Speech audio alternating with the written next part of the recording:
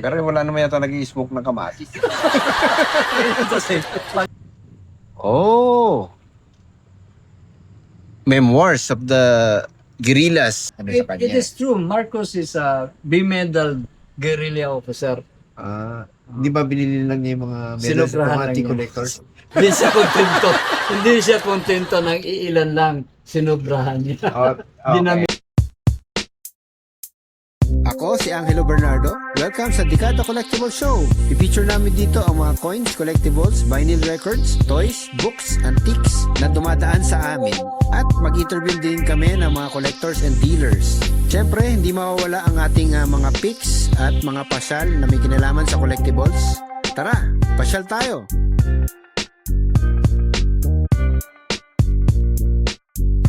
Kaya welcome to Previously on the Mindanao. Dakota Collectibles Show. Only my second time in Cagayan de Oro. So this is a symbol of the Datos Authority. Lambitan. Okay.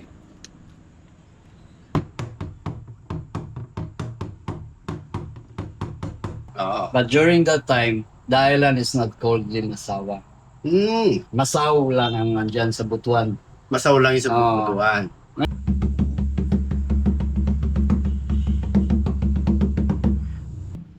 Ito, Ilab. Ilab yan. Ilab. It's a manubo. Ito sir, yung tinatanong ko kanina. May seal siya of the President of the Philippines. Ano po ba story niya? Yung story nito, this is about more than 70 years old.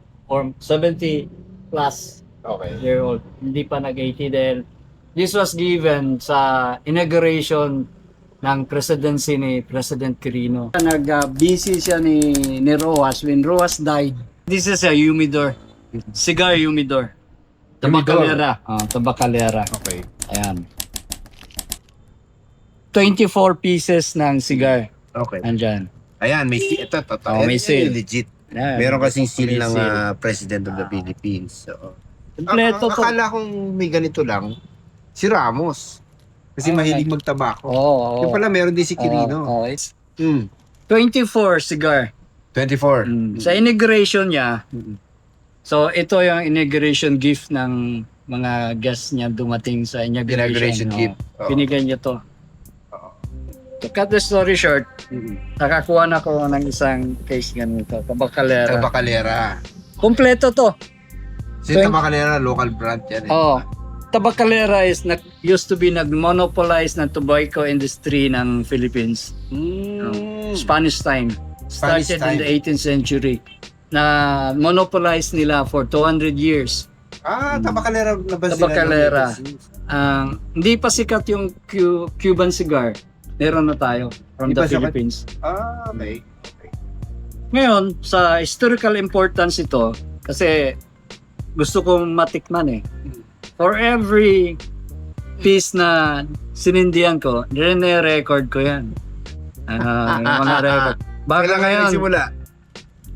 Ayan, simula ng 2023, No, 2016. earlier, may 2015 or 2016. Ayan, dito. Dito. 16. Oh, ayan. That's the time first. Anong nakalagay? Korean, ano to? Oh, may Korean. Attorney Korean, ano yan? Oh, may kaibigan kayo? May Korean business counterpart. Ayan. For every nakasulat yan. Diba? Okay, galing ha. So, ini-smoke nyo pala yan. Pero this is about 76 year old. Pag sinindihan mo to, parang kahoy na yung smoke. So, hindi na siya Parang kahoy na. Oo, dahil sa tanda na nag-iba na yung lasa. Pero sealed siya eh. Meron siyang So, plastic tapos meron pang So, per year, ilang beses kayo nag-i-smoke na ganyan? The last time, hindi naman sa ang last ko is 2024. I started in 2016. 2016, Oh, 2024. oh, Ilan na lang natira? 2024. 1, 2, 3, 4, 5, 6, 7. 7 na lang. Ito na lang. Kasi sabi, Parang ano na lang yan sabi ng anak ko, may matira pa kaya sa akin yan. Parang 3 years na lang yan, sir. Ano na? Ha? Kahon na naman titira dyan. Ikaw na lang Yan ba makukonsider nyo bang ibenta yan? Hindi. Kasi ubusin nyo rin eh. O yung kahon, sir, yung kahon. Yung kahon. Alam ko nasa isip mo. Oo, ubusin niya eh. Kami na, may isip. Oh, sayang naman. Oo, sayang, di ba? Kasi sabi niyo, lasang kahoy. Oo, lasang kahoy. At saka tunog kahoy na talaga, oh. Pwede mo nang ipalo. Eh kung palitan ko na lang sir ng isang buong ganyan na buo para 24/7. Bago nga lang. Mamaya mag-usap tayo. Eh sir, yung yung parang bongo drop na yung nilalagay, iniipit sa legs.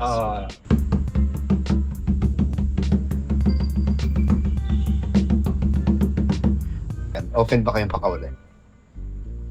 Unfortunately, regalo sa akin yun eh. Yung dalawa. Ay, pating Alam mo yung kaamulan? kaamula. Kaamulan it's a celebration, gathering of 7 tribes of Bukidnon. Okay. So it's a 1-month celebration. Tapos may mga contest ng drum, may mga dances. 3 beses na nanalo yan. Gano'n? Oh, yan ang, part of the nila. Sige. Okay. Sige, medyo out tayo dyan kasi regalo eh. Kasi kahit ako, pag binibigyan na sa akin, hindi ko binibenta eh. Hindi maganda. Mahirap, hindi magandang practice. Unless sabihin nung nung nagbumigay, bahala ka na dyan kung gusto mo eh. Benta mo kung gusto mo. Ayan. Pero hindi ko nakwento sa'yo na we also have an industry, tobacco industry in Cagayan de Oro. Meron po ba? In the airport, Lagandingan Airport, that's the area ng tobacco. Gano'n?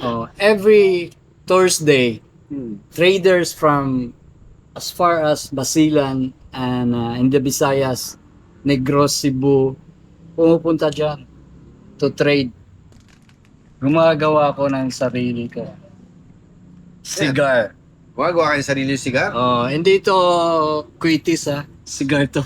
Kala ko pulburon eh. Kita mo. Sarili niyo yan. Sarili Ano ba nagpa-plant kayo sarili niyo? Meron kaming farm. Meron kaming May farm kayo. May tobacco. Amoy antique? Naalala ko yung mga matatanda natin, ang haba ng buhay. All of them smoke tobacco. None of them smoke the cigarette, all tobacco. Talaga.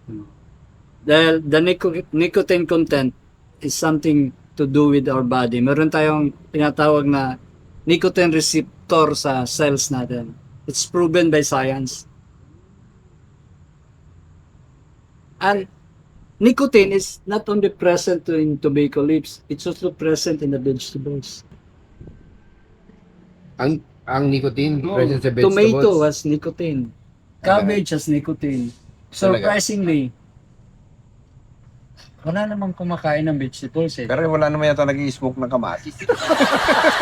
Kasi pag addictive yung nicotine, wala sa vegetable kumakain ng vegetable, wala naman. So hindi talaga siya addictive. Ang masama, when it goes to the production line, ayun ang nicotine plus 500 more chemicals goes into it. So, isa lang ibig sabihin yan. Hindi ako pwede mag-endorse ng mga tobacco products. Ayan. Except siguro yung mga natural. Memoirs of the Guerrillas. Barefoot Army. The Barefoot Army. Diba? By Jesus. Bungato, Siya ikaw may mga sapatos. Talaga. Ang galing. Published ba ito? Unpublished? Ang galing. Kapag tayo publish natin to, sir.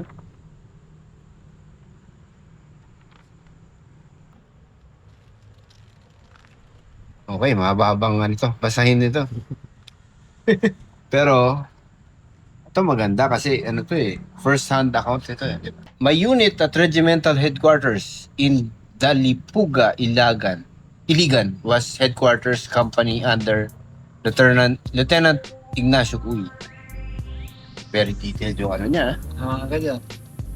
Yung true hike namin, diyan kami nagtapos sa Dalipuga, yung headquarters nila. Ito beside. The events of December 1941 that shook the world will never be forgotten. Parang si ano lang ito nagkasalita.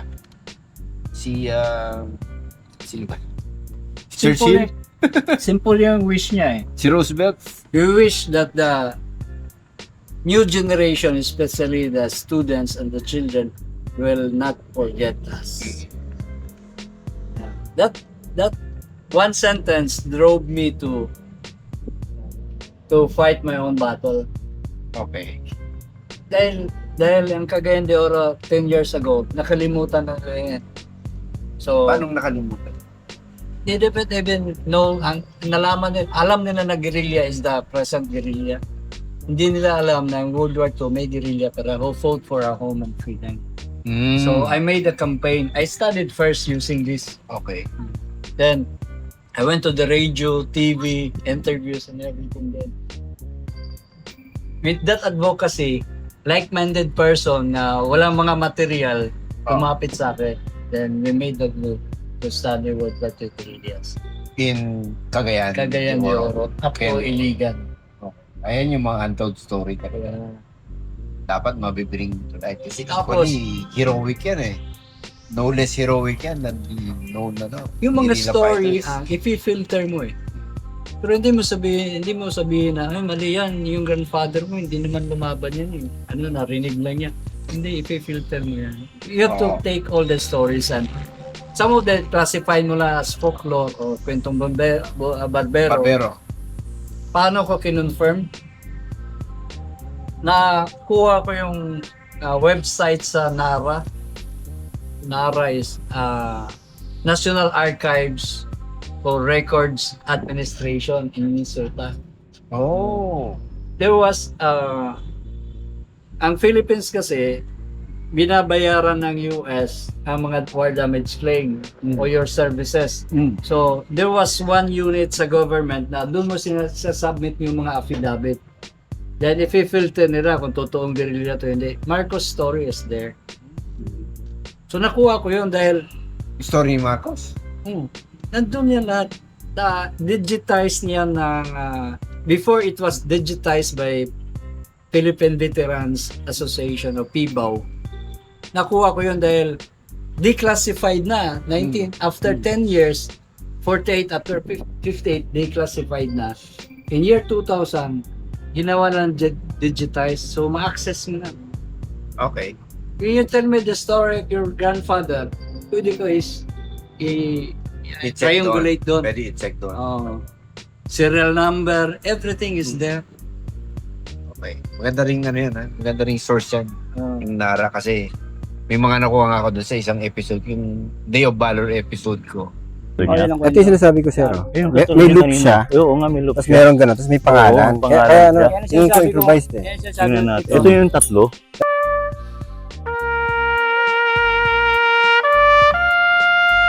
May mga nakuha ko mga dog tags. Tapos may mga pangalan yun. Ngayon, Sa Nara. pwede ko i-search siguro dyan yung anong unit sila nag-serve. Buhay pa ba itong mga to? Or namatay ba, nag-perish ba sila sa Bataan? That's correct. O kasi yung time na yun, since ano siya eh, Death March eh. Oo. Yun yung Oo. malapit sa Oo. kilometer zero ng Did they Death survive? March. So malamang yan, yung iba, dahil nagsusurrender na sila, baka tinapon nila yung dog tags sila para di sila ma-identify. Or pwede namatay talaga sila. Hindi natin alam. Sige. Tuloy niyo sir. Ang maganda dyan, yung PBAW nagpadala ng team sa Nara to digitize everything. Okay. So makuha mo na yan sa website ng PBAW ngayon. You just go to the PBAW website, Philippine Veterans Organization. Nandun yun na, type mo lang yung pangalan or pangalan ng unit, army, nandyan. Good idea. From Bataan to coming of MacArthur. Nandun na. Nakuha ko yun before ng PBAW. Nakuha ko yun. So, in other words, I have the first-hand knowledge mga information regarding our area. Dahil sinesearch ko eh. Okay. Including Marcos. Okay, si Marcos naman, marami kasing conflicting na sa kanya. It is true. Marcos is a B-medal guerrilla officer. Di ba binili lang niya yung mga medals ng Sinubrahan mga lang niya. anti-collectors? Hindi siya kontento. Hindi siya kontento ng iilan lang. Sinubrahan niya. Okay. Dinamihan. So, inano talaga niya. Dinamihan. Inimbelish niya. But there's some truth to it. Okay. Habang ang US Army ay tinutuklas na si Marcos ay hindi talaga gumanap ng susing papel sa resistance, ang Philippine Army naman ay may nadiskubreng ebidensya na yung kanyang Maharlika Combat Unit ay nagbebenta lang ng scrap metal sa mga Hapon. Sa mga magkahiwalay na investigasyon noong 1945 at 1950, ang Philippine Army at US Veterans Administration ay nakakolekta ng mga affidavit at dokumento na pinapakita na ang Pangasinan Unit ng Maharlika ay umiwas sa labanan at nagpursige siyang i-corner ang black market pangangalakal sa scrap metal at makinarya. In fairness to Marcos, he was inducted into the Philippine Army. Officer siya. Yes, okay. In fact, napunta siya sa Osamis, that area na yan. Napunta ba si Marcos? Oh, Jimenez, because during that time, Oroqueta is considered the capital of Free Philippines. Yes. Free Philippines yan. It was, the rest of the Philippines, Japanese flag na. Only in Oroqueta flies the American and the Filipino flag. The Filipino flag. It's in Oroqueta. Okay. Capital of Free Philippines at that time. Well, sa atin naman, parity side, siyempre doon lang tayo sa truth, di ba? Yung ano talaga yung whatever the truth is, yun na yun, accept natin. Nung guerrillas, ang instruction ni MacArthur is only gather information. The most is sabotage. Yan lang. But in our area, it's different. They function as a true military organization. They have a front line, Okay, this is in Misamis Occidental. oriental. Oriental ba? Oriental, dito. Oo.